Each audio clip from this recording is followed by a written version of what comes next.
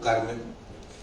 Quiero antes que nada agradecer la convocatoria de ellas, pero también a todas las personas que me han ayudado en todos estos años a descubrir la figura de Enrique.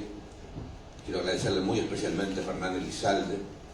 Quiero agradecerle muy especialmente también al obispo castrense, no por su condición, o sí, en parte sí, porque fue marino, pero también por su trabajo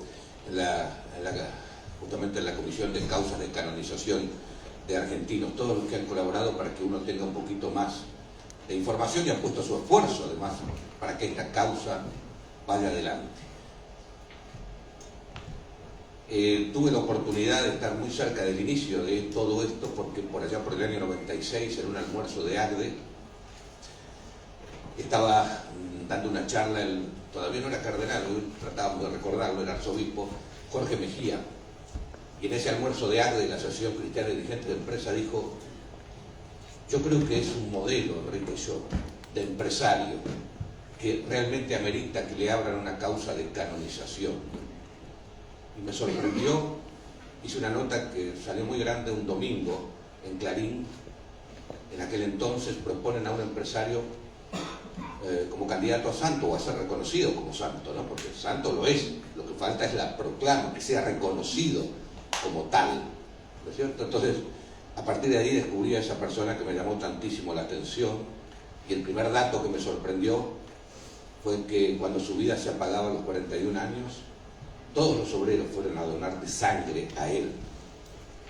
Una cosa que me impactó tanto y me puse a trabajar muchísimo y realmente quedé prendado. Así que les agradezco enormemente, porque para mí tiene una enorme significación Enrique. Y bueno, el propósito es ahora conversar un poco con ellas. También quiero agradecer a la familia, a Sara y a todos que han estado muy cerca, y bueno, realmente ha sido una experiencia para mí descubrir a Enrique fantástica. La primera pregunta, ¿por qué no eligieron a Enrique para un libro?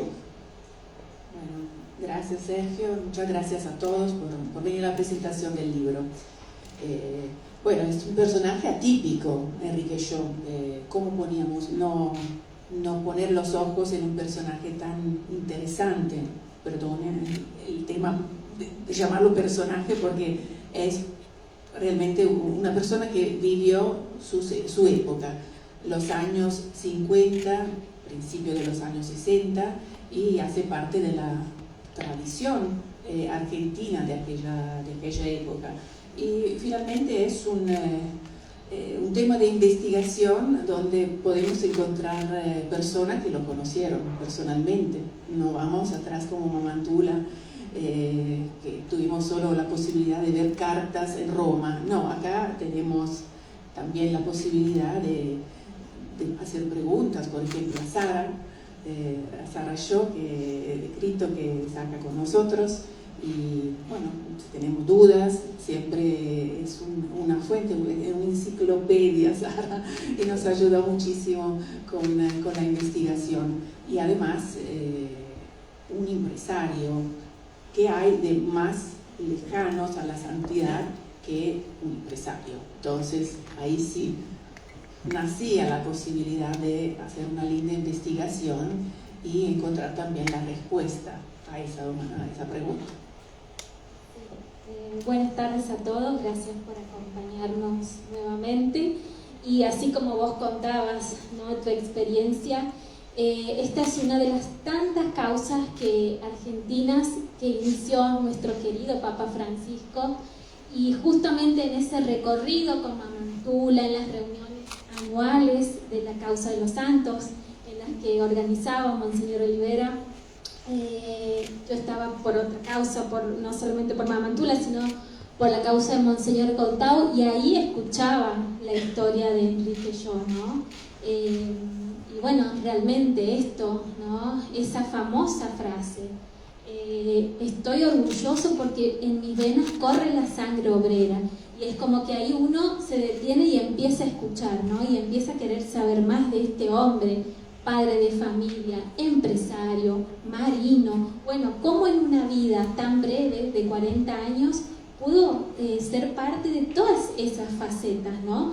Y pensaba, bueno, yo digo, bueno, yo ya estoy llegando casi a los 40, pero no tengo la energía que tenía Enrique, porque este hombre que participó a la Acción Católica, a distintos movimientos religiosos, y estaba tan comprometido, realmente llama la atención aún en la Argentina de hoy, ¿no? Y bueno, vos después vas a hablar, Sergio, de esta faceta tan importante y que marca un antes y un después en la historia argentina, en la historia de los derechos de los trabajadores, que eso realmente lo hace una figura atractiva al día de hoy, y es una faceta que recorre todo el libro.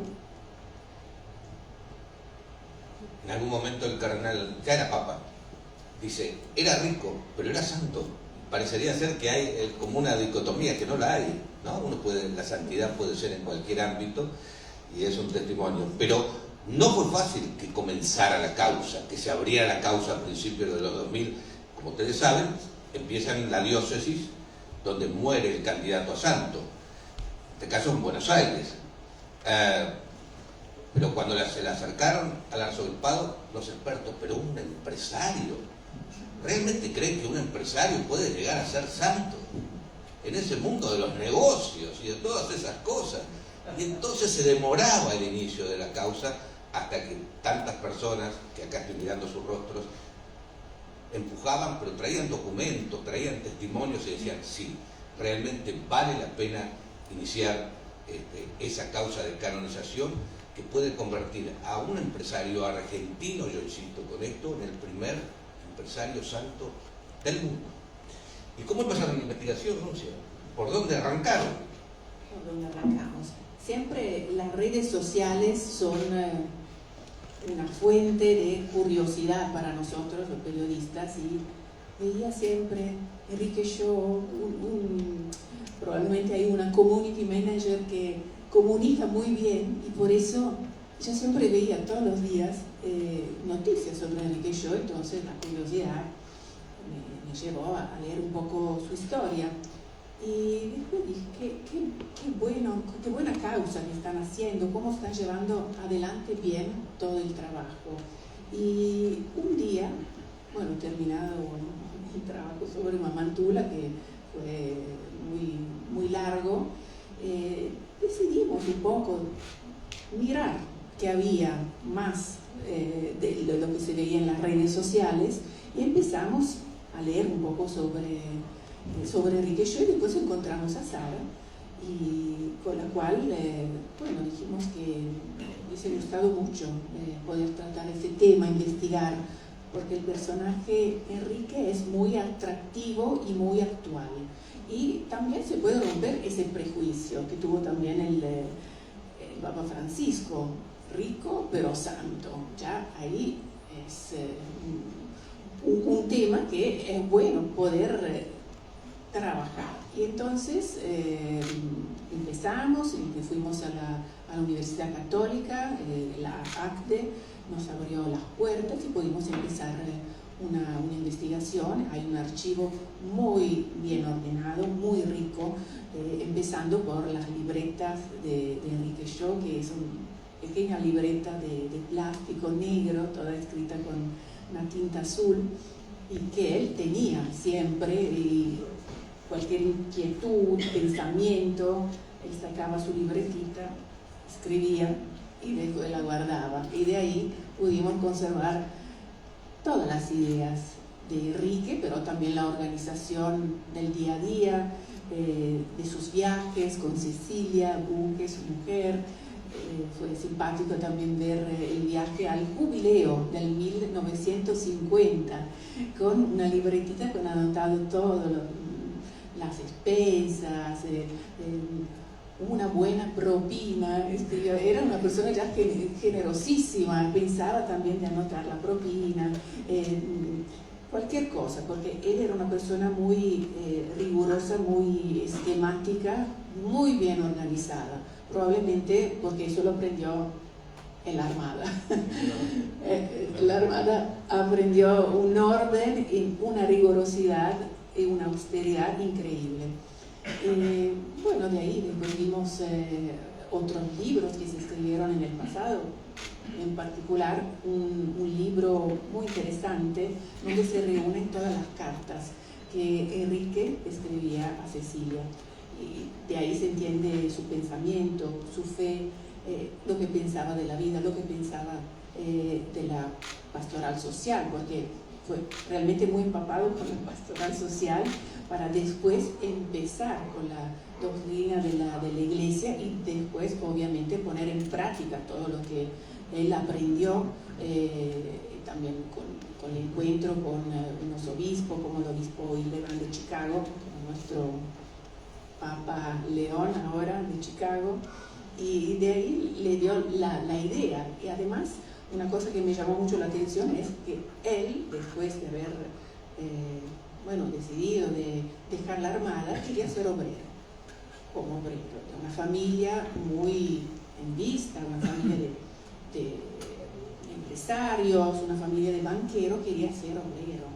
Entonces el obispo Hildebrand habló muy seriamente con él, diciendo que se podía sí ayudar a la causa, obviamente, de dignificar el trabajo de los operarios, de introducir unos cambios muy estructurales en la fábrica, no empezando por abajo, pero obviamente teniendo una posición donde realmente se podían introducir unos cambios importantes. Entonces, todos estos elementos, y también el elemento de que él nació en el Ritz de París. Yo no sé cuántos santos nacieron en el Ritz de París. Eso me llamó mucho la atención y me pareció hasta muy, muy simpático. Y lo vi después leyendo, corrigiendo, que parece como una película realmente, porque empieza en París y termina en la Marina, después termina la Segunda Guerra Mundial, él decide de dar de baja, y después va a Washington, donde entrega la renuncia a una persona que en familia conocemos, que era el almirante Bernengo, y bueno, me convocó personalmente esa historia. Y además, en cuanto a las fuentes, la bibliografía que nos encontramos muy bien conservada en la Universidad Católica, pero también merece una mención especial la figura de la esposa de Enrique Llo, Cecilia Bunge, que hizo un trabajo fantástico de acopio de cada material, porque si ustedes pudieran aproximarse a ese archivo personal de Enrique, que tiene tickets de compras de pañuelos para Cecilia en París, en distintos viajes, tiene un nivel de detalle Enrique, y Cecilia guardó meticulosamente cada papelito. Después nos encontramos también con otras materialidades como fotos, videos que también posteriormente toda la familia sigue custodiando, y ahora está bajo la guarda de la Universidad Católica. Pero realmente acceder a un archivo personal tan bien ordenado y tan bien clasificado no es común, y menos en un tema de santos, ¿no? Entonces nos parecía que eso también era importante marcarlo. Y después, nuestra fuente de consulta, Sara, que realmente es una sucursal de la Biblioteca de Alejandría, porque sabe cada detalle, se acuerda absolutamente de todo, y revive con mucha emoción cada anécdota de su padre, y realmente eso nos entusiasma a que esta historia realmente valga la pena ser contada en este momento, ¿no? En donde, Enrique nos refresca tanto esta figura, esta imagen del famoso santo de la puerta de al lado, es decir, el santo que en este caso lo encarna un futuro santo que está encarnado en el cuerpo de un laico, no de un religioso. Los organizadores me pedían que diera un poquito el contexto histórico en el que se desenvolvió Enrique Llo. Uno tiene la sensación de que todas las cosas que hemos pasado los argentinos en los últimos años, 20, 25 años, cuánto éramos 5 presidentes en una semana, todas esas cosas, y uno tiene la sensación de que, antes podría haber sido todo un poco más plácido, pero en realidad cuando uno repasa el tiempo que le tocó vivir a Enrique, tiempo en el mundo, entre guerras, primero, grandes guerras, aquí lamentablemente inaugurando la época de los golpes militares, las dictaduras.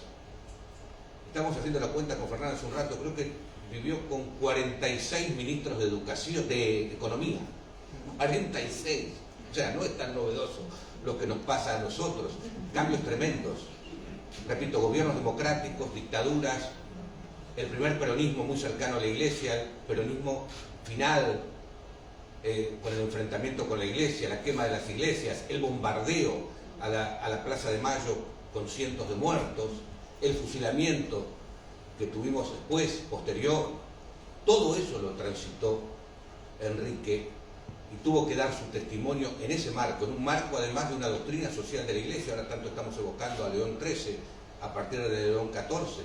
Bueno, él quiso llevar adelante esos postulados de la 40º año, las encíclicas sociales que iban surgiendo, pero eso se estaba plasmando, no había, digamos, tanta claridad como puede haber ahora. La doctrina social de la iglesia no es una cosa quieta tampoco, es una cosa que se va desarrollando con el tiempo. En algún sentido se anticipa a ese clima del Concilio Vaticano II. En ese contexto, él tiene que tratar de generar una empresa con rostro humano, humanizar la empresa. Esta era la cuestión clave, y llevar los valores del Evangelio a la empresa. Y primero, él lo lleva a la Marina. Él quiere ser oficial de la Marina porque quiere templarse, quiere disciplinarse, pero se anima a predicar el Evangelio en el arma menos religiosa, y es objeto de burlas. Más adelante, al final, voy a contar una anécdota que está comentada en el libro, que es realmente sorprendente. Pero él aún se abre paso. Para él todas las crisis fueron oportunidades. En un contexto que al peronismo no le gustaba que se abrieran otras instancias, impulsa la Asociación Cristiana de Dirigentes de Empresas, es uno de los fundadores y su primer presidente. En el contexto de la libre y laica, impulsa la creación de la Universidad Católica Argentina y integra eso en su Consejo de Administración, está a la cabeza del Consejo de Administración al inicio. Y en la empresa, una de las cosas que él trata de crear es de crear conciencia de que el despido no puede ser lo primero. Cuando hay una crisis en la empresa, que lo primero no sea echar a la gente, que hay que buscarles alternativas. Y en un momento, ellos tenían 3.600 obreros. En un momento hay un plan para echar a la tercera parte, a 1.200. Y él dice, no, por favor agudicemos el ingenio.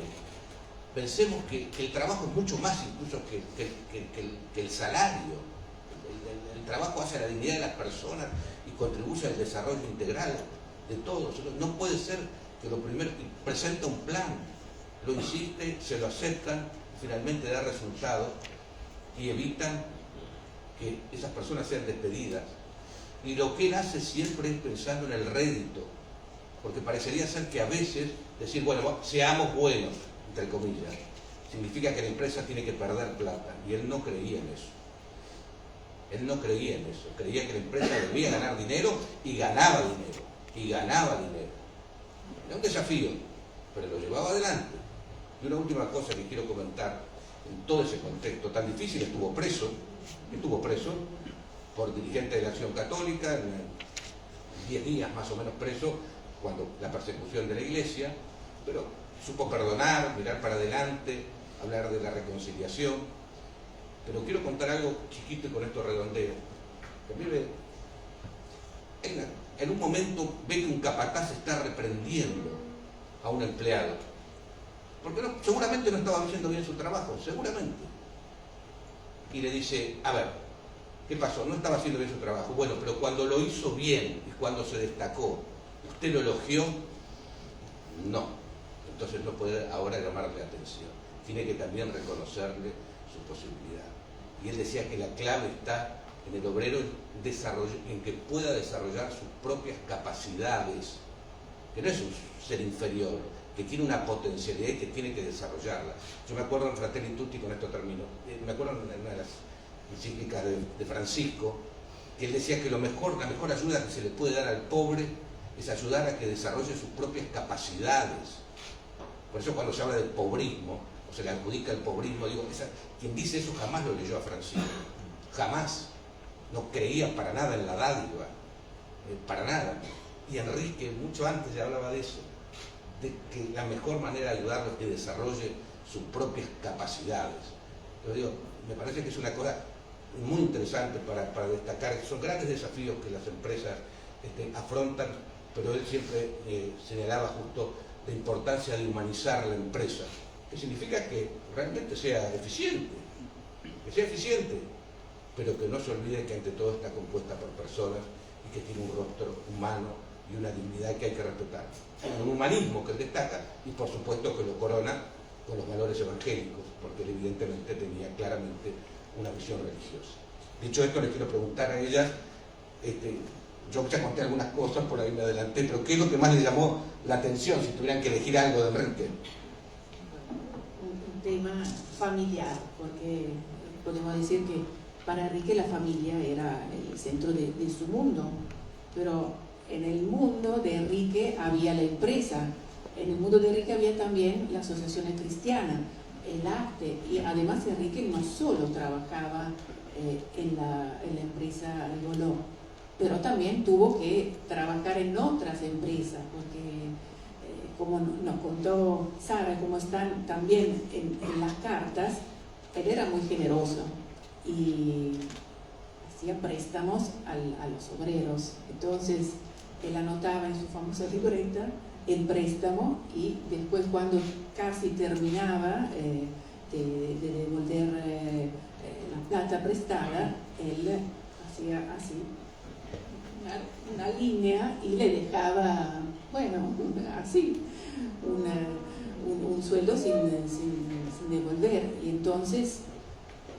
Cecilia un poco se quejaba de ese tema, hasta tuvieron que poner casi en venta una cosa de propiedad de Cecilia, y entonces, bueno, hay que acompañarlo al santo, porque sí, santo él en su vida, en su forma de ser diaria, pero también quien la acompaña, su esposa, su mujer, tenía que también tener un rasgo de santidad, porque no es posible poder estar con una persona que tenga tantos dones ya durante su vida, y además ver que el tiempo de Enrique era muy poco, pero él volvía a la casa, una cosa que mucho me gustó, con la casa de cuando eran 5, 7, 8 hijos, 9, siempre silbando, con muy buen humor, hablaba con todos sus hijos, no sé cómo hablar con 9 hijos todos juntos, pero en las cartas realmente se testimonia que él tenía tiempo para todos, toda su familia, para su mujer, y para él era importante, cosa que encontré en la libreta, una cosa que él quería mejorar de sí mismo. Él decía, escribía: quiero ser amable, tengo que sonreír, quiero que mis obreros me amen, tengo que prácticamente mirar cómo hablo y también limitar su enojo cuando no lo podía dominar. Y era una forma de caridad.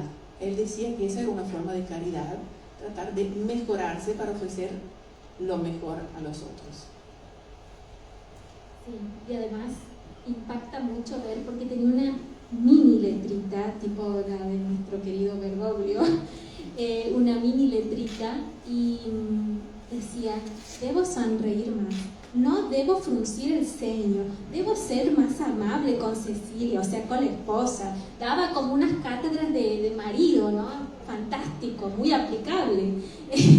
y esa simpleza, esa cercanía a la gente, cómo él puede correrse de su lugar de clase, de origen, porque no tenía por qué empezar a mirar a otro lado, pero logra correrse de ese lugar, renuncia a los privilegios de su clase, algo que también hemos abordado en el caso de Mamantula, y empieza a ocuparse del otro, de la dignidad del otro, en particular en la fábrica, algo totalmente altruista.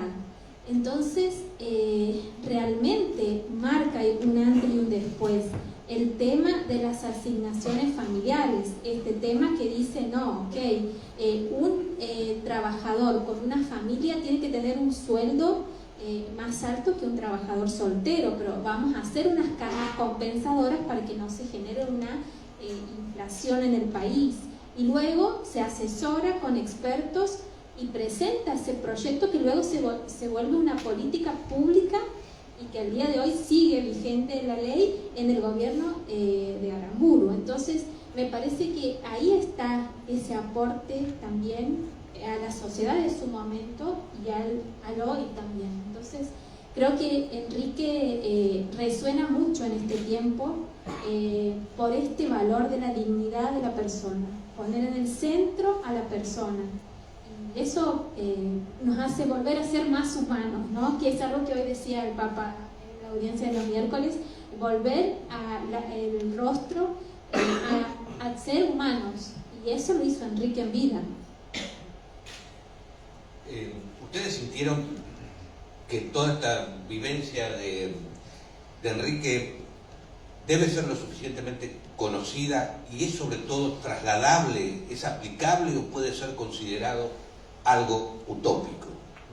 Bueno, acá tenemos muchos empresarios que podrán contestar privadamente, después de haber leído el libro, si es posible aplicar en el día de hoy, en la sociedad que vivimos,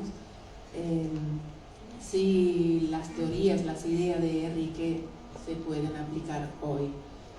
Sí se puede aplicar el hecho de tratar en forma humana, en forma amorosa, tratar de conocer independientes, las personas que trabajan en tu propia empresa, pero también en tu propia casa, alrededor, las personas que nos rodean y, como él decía, te recuerdan más con una sonrisa. Entonces, eso, regalar una sonrisa a una persona es una cosa sumamente importante. Yo estoy mirando a mi marido que está mirando por abajo, pero es un mensaje para todos. Bueno, Enrique era así. Tenía mucha sonrisa y buen humor. Y con el buen humor, él lograba que la gente lo amara. Y por eso, cuando necesitó donaciones de sangre, había una cola de 250 obreros que estaban orgullosos de dar la sangre, de donar la sangre a su jefe, al señor Shaw, como lo llamaban. Y además, ¿no? Son de público conocimiento las bajas tasas de natalidad, bueno, que no sé, en 10 años cuántas escuelas van a cerrar y nos vuelve a poner en el centro de la escena, Enrique, el valor de la familia, con las distintas formas de familias que conocemos hoy en el año 2000, en este momento, pero él apuesta a la familia, ¿no? Siendo que fue un niño que tuvo un hermano, lamentablemente perdió a su mamá, un papá muy ocupado, que viajaba mucho, y bueno, y él al punto valora tanto la familia, además deja la marina, ¿no? Porque no quería formar parte de la guerra, pero también porque sentía en su interior que él no podía dejar a su esposa sola mientras nacían sus hijos, y eso lo afecta profundamente porque se percibe en las famosas libretitas y en las cartas. Era un esposo que le escribía hasta 3 cartas al día a su esposa, y Sara nos contaba que eran como novios, ¿no? Que siempre bailaban. Bueno, realmente esa excepcionalidad, esa persona que ya en vida marca que es diferente al resto, nos habla también de este proceso en curso, ¿no? De beatificación y canonización, porque es una persona diferente al resto en el tiempo que le toca vivir, y lo hace también al beneficio de la sociedad, no para él mismo, sino para el entorno. Y esto, ¿no? Se conocía la vida de los 3.900 pico de empleados, sabía si había un hijo enfermo de los empleados, en un momento en donde él abandonaba el despacho ejecutivo para bajar a la planta, se ponía el overol y estaba igual que todos. Y se preocupaba porque los obreros tengan el agua fresca, porque bueno, en el vidrio con las altas temperaturas. Y bueno, y todas esas anécdotas hacen que el personaje, que la persona trascienda su tiempo y que al día de hoy sigue llamando la atención su mensaje. Vamos a ir cerrando ya. Yo le pido que si le tiene que decir, contar algo a quien no lo conoce, no conoce la vida de Enrique Llo, ¿qué le dirían? ¿Qué transmitirían? Lo primero que transmitirían sobre Enrique. Una persona muy coherente, una persona de palabra, una persona que lo que dijo siempre puso en práctica, y la integridad de esa persona, eso me gusta destacar de Enrique. Yo brevemente quiero contar algo más que sucedió tras la muerte de Enrique, con una publicación en el diario Clarín de un artículo de Sergio Rubín. Nosotras nos sentimos identificadas porque más o menos intentamos seguir tus pasos, no llegamos a tanto, pero nos gusta contar las noticias esperanzadoras, ¿no? Y justamente gracias a un artículo de un diario, una mujer, Fabiana, estaba desesperada porque su esposo, Hugo Navarro, de 32 años, tenía un cáncer terminal y no había nada más para hacer por él. Entonces Fabiana recibió de una vecina el recorte del Clarín, lo puso en la heladera y le pidió a Enrique Llo, era un artículo donde vos hablabas de los pasos, ¿no?, para la santidad de Enrique Llo, lo puso a Enrique Llo en la heladera y le empezó a rezar, y ella le pedía que su esposo pudiera ver crecer las hijas, nada más, no le pedía la curación particularmente. Este hombre, a pesar de todo el pronóstico, sale de esta situación terminal, supera ese cáncer en ese momento y logra ver sus hijas crecer. Además, este hombre era médico y era no creyente, era agnóstico. Y gracias a las oraciones de la familia, este hombre se convierte y se vuelve un voluntario del santuario de San Nicolás. La familia atribuye tanto esta posibilidad de ver crecer sus hijas como la conversión del señor Navarro a la intercesión de Enrique Llo. Entonces vemos como este empresario, que lo hemos titulado el apóstol de los empresarios, tras su muerte siguió estando de alguna manera entre nosotros, y bueno, y eso es lo que hoy permite que su proceso de beatificación siga su curso y que ojalá que muy pronto lo tengamos beato y santo. Bueno, todo esto, lo que ustedes escucharon de Enrique Llo, murió en 1962. Todo eso lo hizo en 41 años de su vida. ¡Qué fecundidad!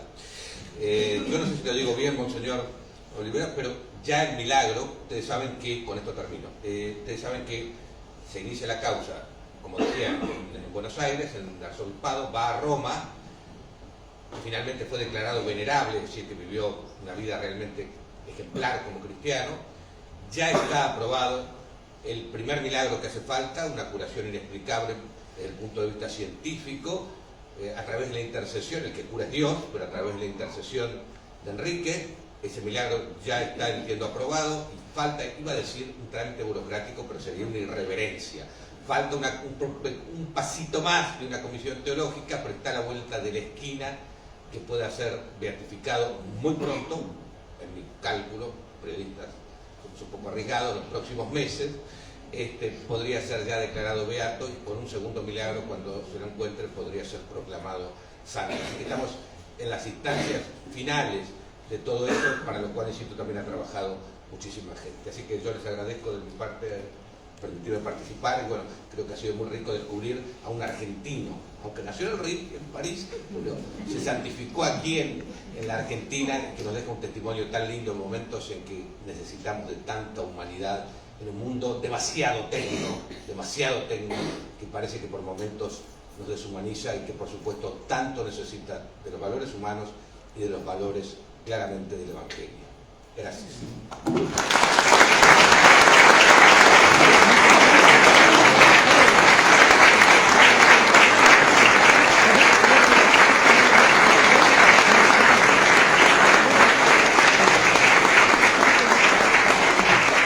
Bien, pero como corolario de la presentación vamos a invitar a Sara Yogo de Cristo, a dar sus palabras como cierre justamente de esta presentación, así que la invitamos a pasar aquí junto con las oradoras, a integrar la mesa y a decirnos unas palabras finales.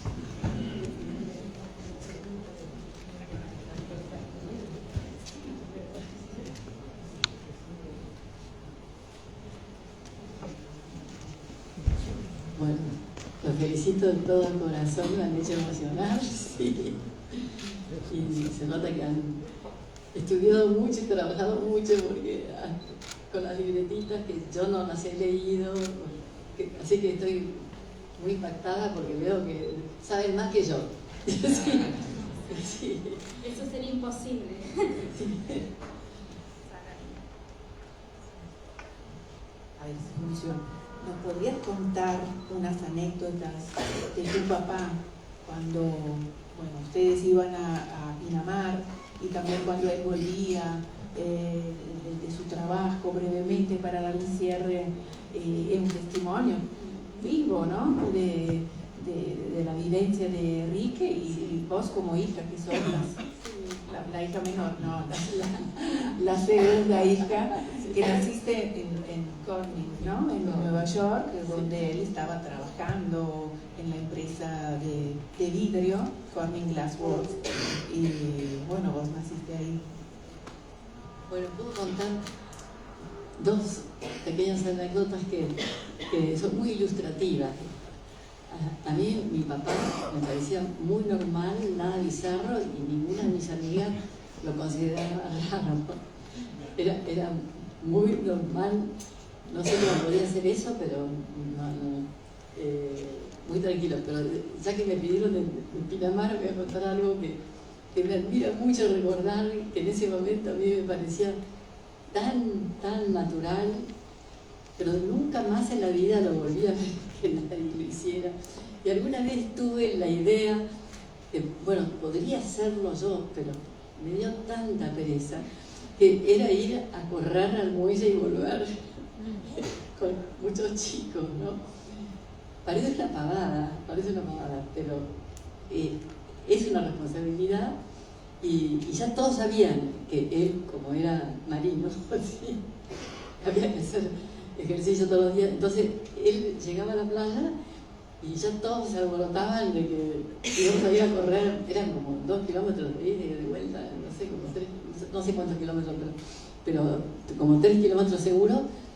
Pero era una alegría tan grande, que ahí puedo captar, no soy deportista, pero la verdad que la adrenalina, la comunión que se hacía, el propósito, y además que mi papá nos decía que respiremos así, que respiremos así, qué sé yo, porque el cuerpo es un regalo de Dios, ¿no es cierto? Entonces, y con eso nos estaba dando muchos mensajes, que hay que cuidarse y lo que sea.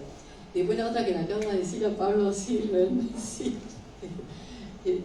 una vez le conté, pero él lo puso en Catalejo, en la parte de la nación que no es religioso, y del Pilar, que por ahí está el párroco, el padre Gastón. Después de las misas de los domingos, el lunes y viernes íbamos al colegio, y cuando terminaba la misa hacíamos como una acción de gracias abajo de una cruz, ¿sí? Entonces los pasaba en los brazos, sería muy chiquito, eso no, pero lo hice muchas veces, por atrás de los hombros, juntábamos las cabecitas de la cabeza y rezábamos el milagro del amado y buen Jesús y el alma de Cristo. Y yo la verdad, no sé si estoy diciendo una herejía, pero para mí que fueron momentos místicos eso, porque nunca más, o sea, rezar es para Dios, no es para uno mismo, uno no tiene que, el egocentrismo no va, Pero yo recuerdo esos minutitos que realmente una cosa rara. Y lo más gracioso es que mucha gente después en los libros de testimonio escribieron, iban a hacer la acción de gracias abajo de la cruz. Y yo lo quise hacer y tampoco lo pude hacer con mis hijos, porque me emocionaba mucho, no podía. Así que bueno, quería contar eso. ¿Podés contar lo que hacía tu papá los sábados para que tu mamá descanse, lo buen marido que era? ¿Podés contar? Sí, pero mi papá no era raro, insisto. Pero no estamos antagonizando a los maridos, Sara, acá. Contá un poquito. Pero bueno, él trabajaba mucho, pero bueno, en invierno, esto era más bien en invierno, sí, los llevaba al puerto, a ver los hidroviones, esto, lo otro, lo que sea, un gran paseo. Él amaba el mar y amaba los barcos. Yo no entiendo, porque leí las cartas y me pareció horrible la vida de los barcos. Ustedes la leyendo también, muy duro con la sudestada, el pampero, qué sé yo. Pero él nos traspasaba ese amor por todo esto y más con tantas guerras que han habido, ¿no?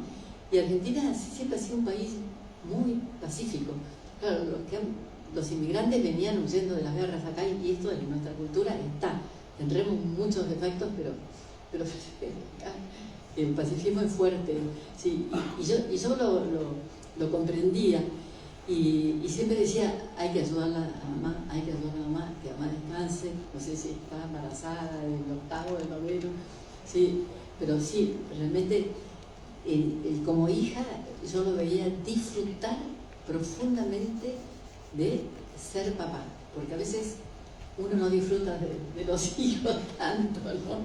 Pero él realmente disfrutaba con nosotros y nosotros nos dábamos cuenta que él nos valoraba las estupideces que haríamos, porque nos pegábamos patadas por atrás, nos tiraban el pelo, qué sé, todas las cosas que hacen los chicos normales, ¿no?